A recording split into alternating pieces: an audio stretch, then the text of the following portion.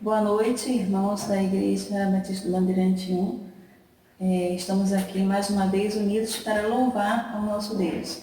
E vamos declarar que Ele é o Senhor. Vamos louvar com o louvor que diz: Ele é exaltado, o Rei exaltado nos céus. Amém.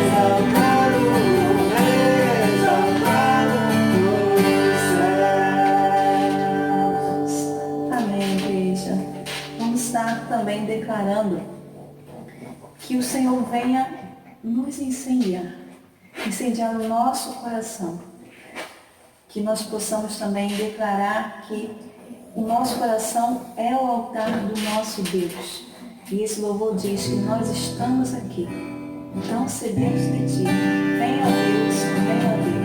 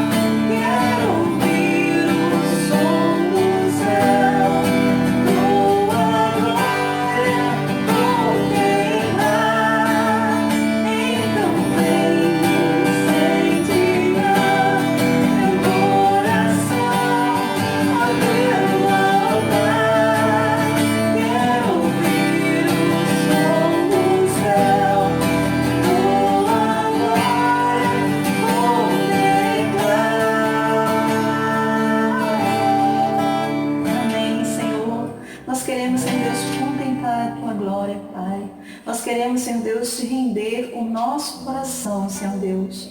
Que o nosso coração, Senhor Deus, seja sempre o teu altar, Pai. Recebe, Senhor Deus, a nossa vida, Senhor Deus, nesta hora, Senhor. Porque queremos, Senhor Deus, que toda a nossa vida, Senhor, esteja nas tuas mãos, Pai. Te pedimos, Pai, neste momento, que abençoe cada irmão, Senhor Deus, onde quer que eles estiverem, Pai. Que o Senhor possa, Senhor Deus, derramar, Senhor Deus, no coração de cada um a paz, Pai. E que nós possamos, Senhor Deus, a cada dia, Senhor Deus, colocar, Senhor Deus, todo o nosso ser, todo o nosso coração, Senhor, em tuas mãos, em tua presença, meu Pai. Te pedimos, Senhor Deus, que venha nos trazer tranquilidade, Senhor Deus, que venha, Senhor Deus, sossegar o nosso coração, Pai. Que possamos, Senhor Deus, passar pelas dificuldades, Senhor Deus, firmes, crendo, Senhor Deus, em Ti, que o Senhor nos segura no colo, que o Senhor cuida de nós, Pai. Te entregamos, Senhor Deus, nesta hora, Senhor Deus, a mensageira, nossa pastora, Pai, que ela possa, Senhor Deus, falar de Ti, Senhor Deus, e que esta mensagem, Senhor Deus, venha de encontro a cada coração, Pai. Capacita, Senhor Deus, a cada um de nós, Senhor Deus, para Te louvarmos, Senhor Deus, para Te agradecer, Senhor Deus, para, Senhor Deus, falar da Tua palavra, Senhor, onde quer que estejamos. Estejamos, Senhor Deus, em casa, ou onde for, Senhor, que possamos sempre, Senhor Deus, estar capacitados, Senhor, para falar de Ti, para Te adorar, Pai. Abençoe cada lar, Senhor Deus. Abençoe cada igreja, Senhor Deus, que se faz presente em todos os lugares, Pai. Em nome de Jesus. Amém. Uma vez estamos juntos para compartilharmos a palavra de Deus nesse culto maravilhoso que oferecemos ao Senhor. Já cantamos, já oramos, buscamos o Senhor, a sua face. Estamos unidos, né, em nossas casas, unidos em oração, unidos em propósito de culto, em comunhão com o Senhor, comunhão sim com os nossos irmãos.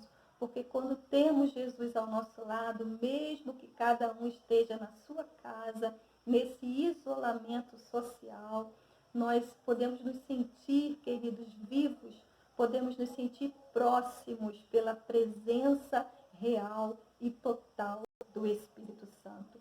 Que o seu lar já tenha sido invadido pela presença gloriosa do Espírito Santo de Deus. Que nesse momento de culto doméstico, eu e você sejamos visitados pelo Senhor Jesus, como fomos nos louvores, como seremos agora na sua palavra, na direção e na orientação da sua palavra.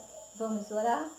Pai querido, que o meu coração e do meu irmão seja terra fértil para a tua palavra ser plantada, vir a germinar, a brotar e a dar frutos, ó Deus, que sejam praticados por mim e pelo meu querido. Em nome de Jesus, abençoa cada lar que estamos entrando agora, ó Pai, para que sejamos impactados pelo Teu Santo Espírito.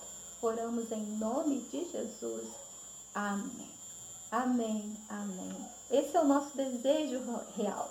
Que a palavra de Deus provoque em mim e em você uma transformação que não nos permita mais sermos os mesmos.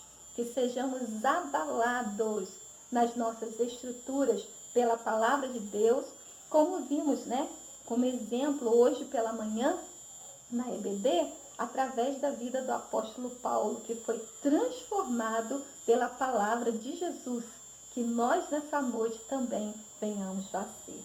Queridos, eu quero pensar com você, meditar com você, num texto bíblico que está no livro de 1 Reis, capítulo 18, versículos 30 a 32. 1 Reis 18, versículos 30 a 32, mas eu vou te pedir para ficar com a Bíblia aberta, porque nós vamos estar lendo outros versículos de 1 Reis, tá bom? E eu quero pensar com você nesse momento sobre o tema: como está o seu altar? Vou repetir e você pode até falar comigo, vamos lá? Como está o seu altar? 1 Reis, capítulo 18, versículos 30 a 32, assim diz a palavra do Senhor. Então Elias disse a todo o povo: aproximem-se de mim.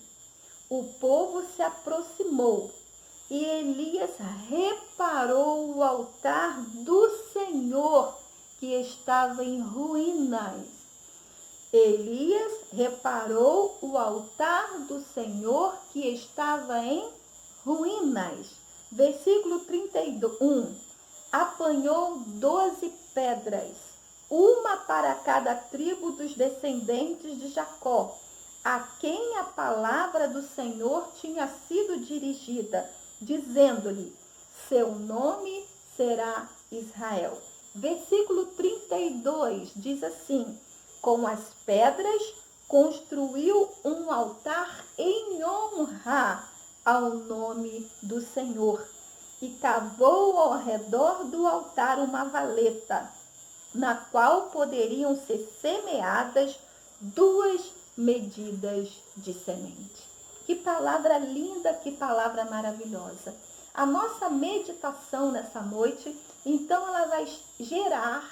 ela vai estar em volta do altar. Como está o teu altar? Nós estamos, queridos, nesse tempo de pandemia, nesse tempo de isolamento social, tendo tempo para refletir, para reflexão. É preciso aproveitar esse tempo para estarmos imaginando, estarmos calculando, estarmos revendo o que estamos fazendo da nossa vida. É momento de refletir. Então, uma dessas perguntas que nós precisamos fazer a nós mesmos e responder é essa: como está o seu altar? Precisamos aproveitar esse tempo de reflexão para chegarmos a conclusões que promovam, que provoquem mudança, como foi aqui no contexto do texto que nós acabamos de ler. Queridos, o altar é importantíssimo para o contexto bíblico. No grego, a palavra altar significa lugar de sacrifício, plataforma elevada. Lugar de sacrifício, plataforma elevada é o significado de altar no idioma grego. Queridos, como o altar foi e é significativo, como ele é significante. Quando se fala em plataforma elevada, algo que está acima, algo que possa ser visto e que nele é feito sacrifícios. Quero ver com vocês, só para exemplificar agora, alguns textos bíblicos que nos mostram o valor do altar dentro do contexto bíblico. O primeiro personagem que eu quero ver com vocês foi Noé, em Gênesis capítulo 8. Nós conhecemos a história de Noé, quando Deus deu orientação a ele para a construção de uma arca que estaria enviando um dilúvio que destruiria a terra. Noé obedece, permanece na arca, ele e a sua família e os animais somente, porque a humanidade distraída não creu na palavra do Senhor. E ele passa dentro daquela arca muitos dias, muitos meses. Irmãos, posso até dizer aproximadamente anos, ele ficou dentro da arca ali com a sua família. Então, queridos, quando ele consegue sair da arca, que a terra voltou a ficar seca, a água escorreu, a primeira atitude de Noé foi juntar pedras e erguer um altar de gratidão ao Senhor. Isso mesmo, altar de gratidão. Grato a Deus por tudo que tinha vivido, pelo livramento que Deus tinha dado e pela nova chance de vida que eles estavam tendo de recomeçar a humanidade. Em Gênesis capítulo 22, nós vemos a presença de Abraão, quando ele fez a elevação de um altar de obediência. Isso mesmo, Abraão, que não tinha filhos, quando teve o seu filho Isaque, Deus pede Isaque como oferta no altar. E Abraão, queridos, por obediência, por fé, ele faz o altar e está disposto a sacrificar o seu filho no altar de obediência. O texto diz o que aconteceu. Não foi necessário Abraão sacrificar o seu filho, mas a obediência de Abraão no altar mexeu com o coração de Deus. Em Gênesis 28, nós vemos Jacó ele erguendo um altar de quebrantamento. Isso mesmo, Jacó, que se tornou pai de todas as tribos de Israel, errou, fugiu, pecou, mas ele, confrontado pelo Espírito de Deus, tem um sonho, e após esse sonho que está relatado nesse capítulo 28 de Gênesis, ele pega a pedra que ele tinha dormido em cima na hora do sonho e ergue um altar ao Senhor de quebrantamento, declarando a Deus o quanto ele estava arrependido das suas ações. Ele é visitado por Deus em Betel e ele reconhece que aquele lugar é casa de Deus.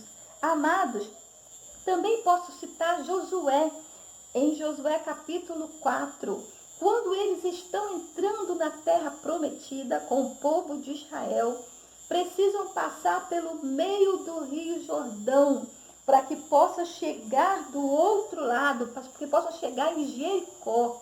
Amados, quando na entrada de Jericó eles atravessam por esse rio, o que acontece? Ele dá ordem para que 12 sacerdotes, cada um pegue dentro do rio a seco, que eles estavam atravessando, 12 pedras, cada uma pedra. E quando chegaram do outro lado, o que eles fizeram?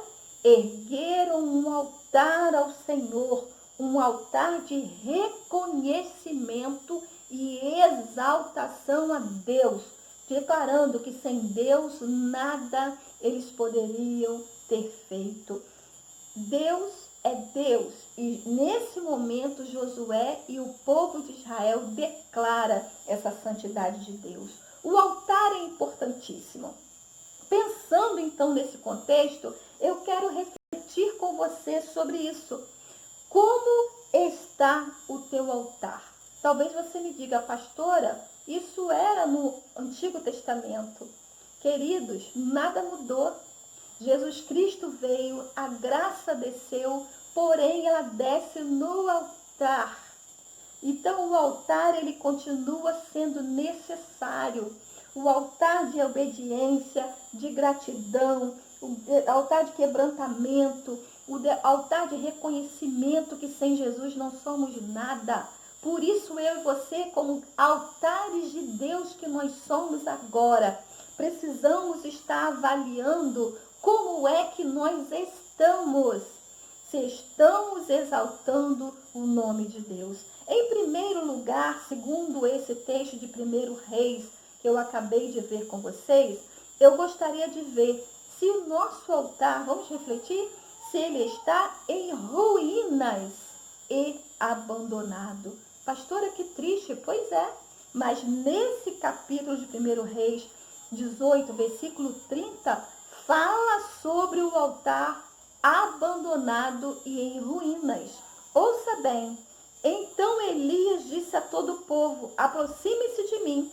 O povo aproximou-se e Elias reparou o altar do Senhor que estava em ruínas. Não era qualquer altar.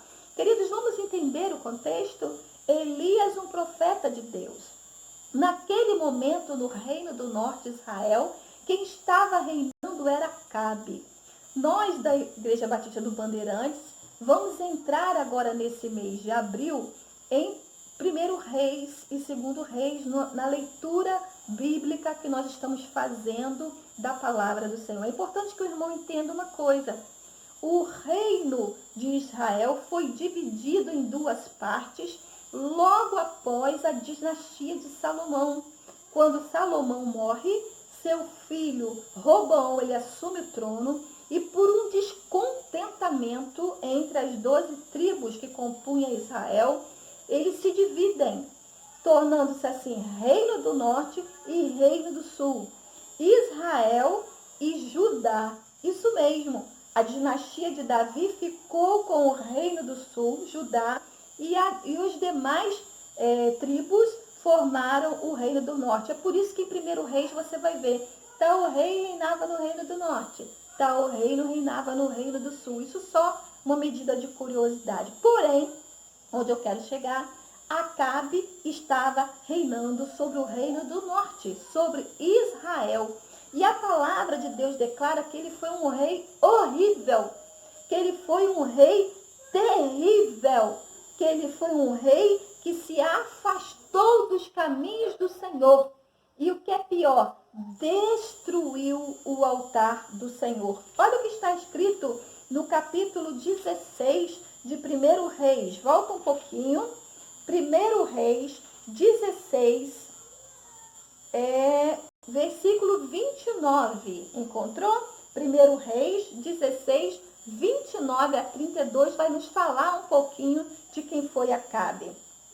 No 38º ano do reinado de Asa, rei de Judá, olha bem, no Reino do Sul, Acabe, filho de Onre, tornou-se rei em Israel, no Reino do Norte, e reinou 22 anos sobre Israel em Samaria. Versículo 30. Acabe, filho de Onre, fez o que o Senhor reprova, mais do que qualquer outro rei antes dele. Ele não apenas achou que não tinha importância cometer os pecados de Jeroboão, filho de Nebate, mas também se casou com Jezabel, filha de Ebitai, rei dos Sidônios, e passou a prestar culto a Baal e a adorá-lo. Versículo 32. No templo de Baal, que ele mesmo tinha construído em Samaria, Acabe ergueu um altar a Baal. Ora, que tristeza, ora, que infelicidade a decisão desse rei. Abandonou os caminhos do Deus de Israel, do único Deus. E por se casar com uma mulher idólatra, a princesa dos Sidônios, Jezabel, ele passa a adorar a Baal como seu Deus. Destruiu o altar do Deus poderoso, do Deus altíssimo, do Deus único, e ergue um altar de adoração a Baal. Como isso entristeceu o coração de Deus. Baal era uma divindade que significava o Deus da prosperidade e o Deus da chuva. Querido, quando nós vemos o contexto no capítulo 17, vamos ver o profeta Elias, como Deus entristecido com essa idolatria de Israel a Baal, que era o Deus da prosperidade. Então, o que Elias ele profetiza nesse capítulo 17? Que ficaria muito tempo sem chover em Israel. E assim aconteceu. Por que isso? Para desmascarar Baal. Como que esse Deus poderia ser o Deus da prosperidade, o Deus da chuva, se quem mandava na chuva era o Deus dos deuses? O objetivo era esse, desmascarar a idolatria de Baal. E realmente, irmãos, nós vemos nesse contexto do capítulo 17 que Baal foi desmascarado. Ficou 3 anos sem chover sobre Israel. Você pode imaginar 3 anos de seca num lugar que vive da agricultura e da criação de animais? Quanta fome, quanta morte aconteceu, porque o povo foi desobediente, idolatrou a Baal. O Senhor se enoja da idolatria. Queridos, no capítulo 18, logo no começo, nós vemos que Acabe, o rei de Israel, culpa Elias por isso. E ele é capaz de chamar Elias de perturbador de Israel, porque não estava chovendo. Amados, olha que tristeza. A culpa era de Acabe. Foi ele que se virou as costas para Deus.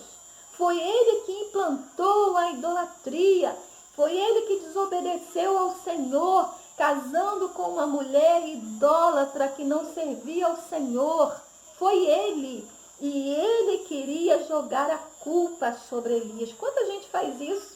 Comete os seus pecados e falhas e quando vem as consequências, ainda quer culpar a Deus, ainda quer se prostrar, se dizer ofendido pela ação de Deus, quando a ação é sua mesma. A pergunta é, como está o seu altar? É momento de nós refletirmos. Quem é que está sentado na sua vida no lugar que é de Deus? Acabe colocou Baal, Acabe colocou Jezabel, a sua mulher, no lugar que era exclusivamente de Deus. Nosso Deus, ele tem ciúme de nós. Nosso Deus não divide seu trono com ninguém. Nosso Deus não quer o seu altar ocupado. Quem está sentado no lugar, no altar elevado que é do Senhor? O seu trabalho? Talvez seja a sua falta de tempo. Talvez seja o seu carro. Às vezes, irmãos, para as pessoas, até os animais são mais amados que o Senhor. Talvez seja o seu relacionamento. Isso mesmo. Baal teve um relacionamento com Jezabel que o levou a abandonar ao Senhor. Amado, se o nosso relacionamento ele está fora dos propósitos de Deus, ele está nos fazendo pecar, ele está sendo colocado no lugar de Deus. É tempo de refletir. O altar é de Deus. O altar tem que estar preparado e pronto, não pode estar em ruínas. O altar é do Senhor e ele requer prioridade. Nós não podemos continuar pagando consequências dos nossos erros e culpando as outras pessoas e culpando o próprio Deus.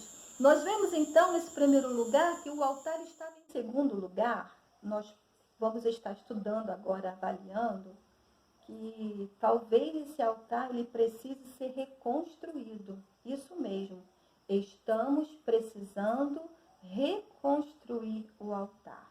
Se vimos, no primeiro lugar, que o altar talvez esteja em ruínas ou abandonado, agora nós vamos refletir que é momento de trabalharmos na reconstrução desse altar. O versículo 32 de 1 Reis 18 diz o seguinte: com as pedras construiu um altar em honra ao nome do Senhor. Com as pedras construiu um altar em honra ao nome do Senhor. Queridos, nesse capítulo 18 acontece algo bastante inusitado, bastante interessante. Como nós vimos no capítulo 17, houve uma seca de 3 anos, onde houve fome, morte, choro, dor sobre o povo de Israel. Porém, o povo de Israel estava com o seu altar em ruínas, adorando a Baal e a Aserá. Queridos, nesse momento, então, Elias, sendo confrontado pelo rei Acabe, ele lança um desafio para o rei. E ele diz o seguinte: vamos ver quem é o Deus de Israel. Vamos ver se é o Deus de Elias ou se é o Deus Aserá ou o Deus Baal, como tu dizes, ó rei. Aquele que responder com fogo no altar, esse será engrandecido como o único Deus. É isso que aconteceu aqui. Então Eli sugeriu ao rei Acabe: traga os profetas de Baal Esses profetas contabilizaram 450 profetas.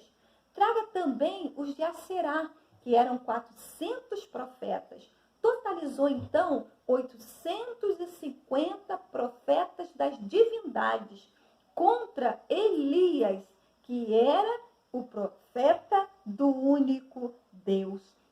Então, queridos, nesse desafio que aconteceu no Monte Carmelo, nesse capítulo 18, nós podemos visualizar, nós podemos encontrar que com o desafio topado, os profetas de Acabe, os profetas de Baal, os profetas de Aserá se juntaram logo pela manhã e começaram a clamar aos seus deuses, Aserá e Baal, desde manhã até o meio-dia, e nada aconteceu.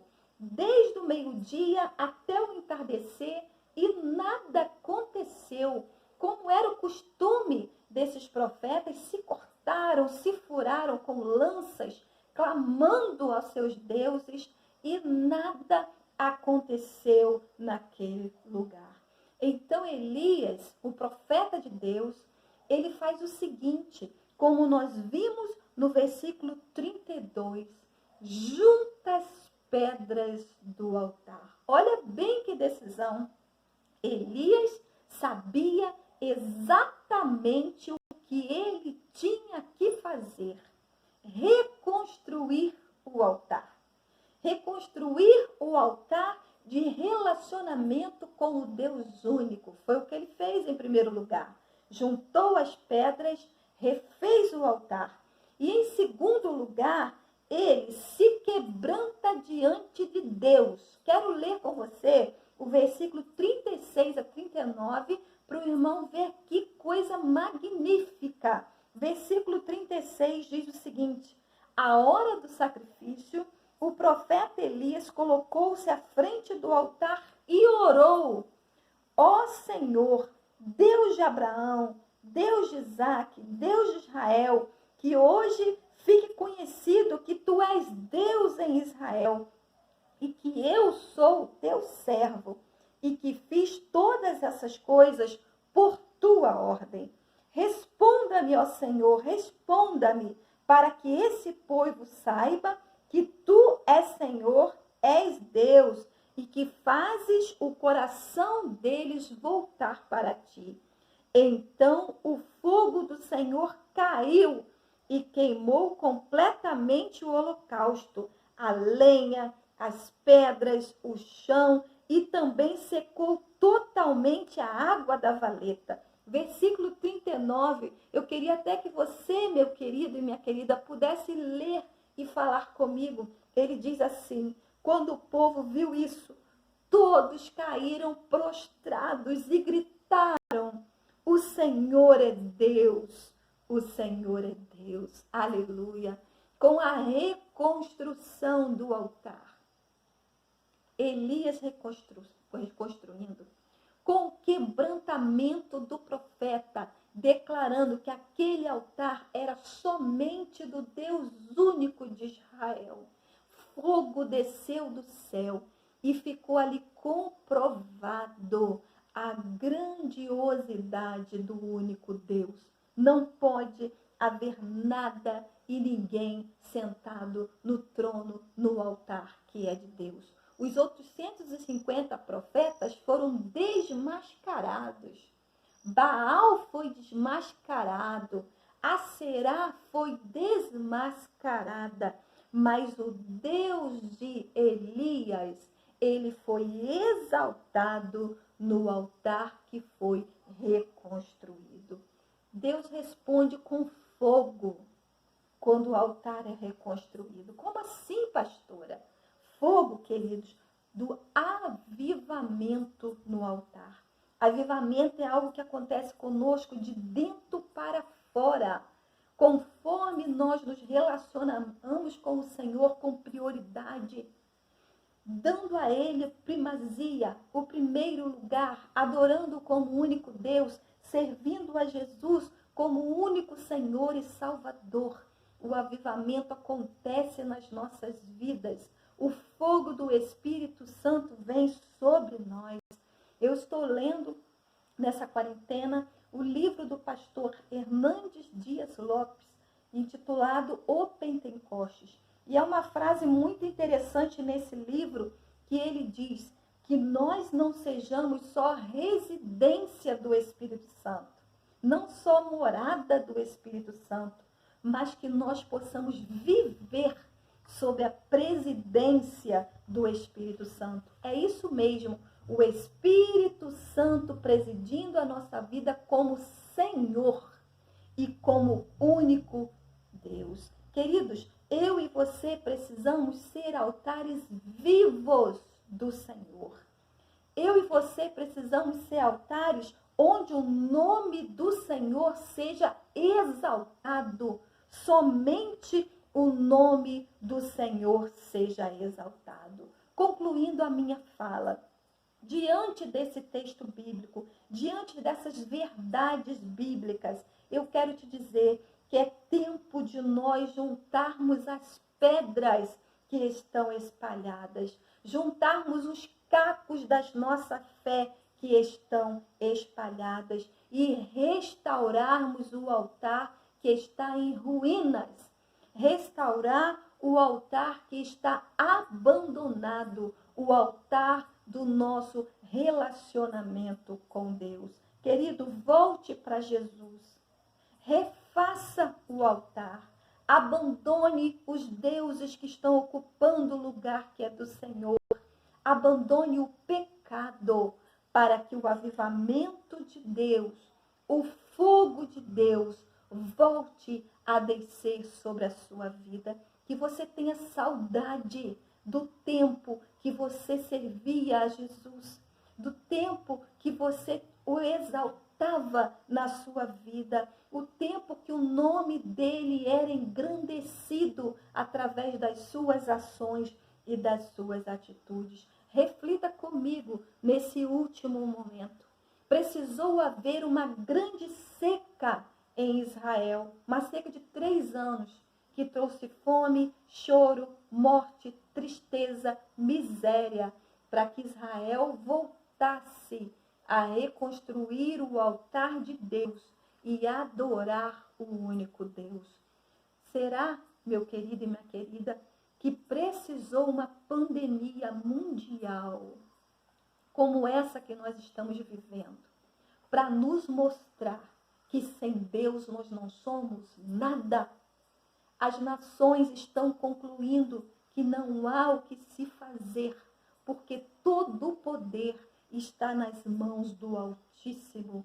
Que eu e você, nesse momento de reflexão, possamos ver que é tempo da reconstrução do altar, que é tempo de reacendermos o nosso relacionamento com Deus. É tempo de declararmos que Jesus é o nosso único Senhor e entre nós e Ele não pode haver nada. É tempo de voltarmos a ser altares vivos para o louvor e para a glória do nome do Senhor. Sem Deus não somos nada. Nós vamos estar cantando com o Ministério de Louvor um cântico que diz: no altar de adoração, seja sempre exaltado Jesus, Filho de Deus. Como está o seu altar?